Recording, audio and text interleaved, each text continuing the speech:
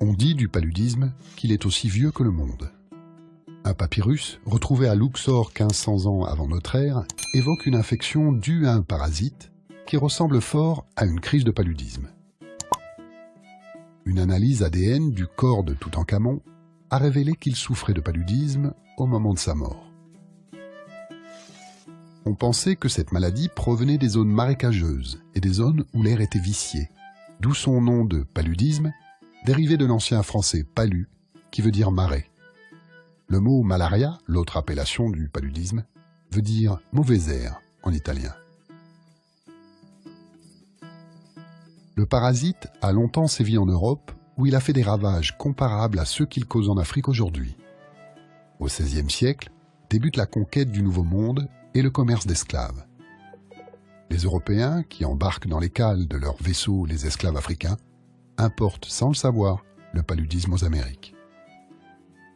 En 1630, le jésuite espagnol Don Francisco López découvre les vertus curatives de l'écorce d'un arbre du Pérou, le quinquina, déjà utilisé par les Indiens pour soigner les fièvres. La précieuse poudre des jésuites est ramenée en Europe. En 1820, deux pharmaciens français, Pelletier et Cavintou, isolent la molécule de la quinine à partir des écorces de quinquina. En 1880, le médecin français Alphonse Labrand est le premier à observer au microscope, dans les globules rouges des malades, le parasite du paludisme, le falciparum. En 1897, le Britannique Ronald Ross fait lui aussi une découverte capitale.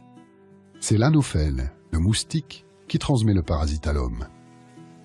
Jusqu'au début du XXe siècle, la quinine reste l'unique médicament antipaludéen. La chloroquine et d'autres antipaludéens de synthèse arrivent au début des années 40. Parallèlement, pour éliminer l'anophèle, on pulvérise massivement des insecticides comme le DDT. En 1955, forte de ses premières victoires contre la maladie, l'OMS lance le programme mondial d'éradication du paludisme. Mais le parasite se défend et devient de plus en plus résistant au traitement. En 2001, l'OMS préconise une nouvelle thérapie, les ACT, qui consiste à combiner une vieille molécule déjà utilisée par les Chinois du IVe siècle, l'artémisinine, avec un ou deux autres antipaludéens. Les ACT sont d'une grande efficacité, mais déjà, comme un éternel recommencement, des résistances à ce nouveau traitement sont apparues en Asie.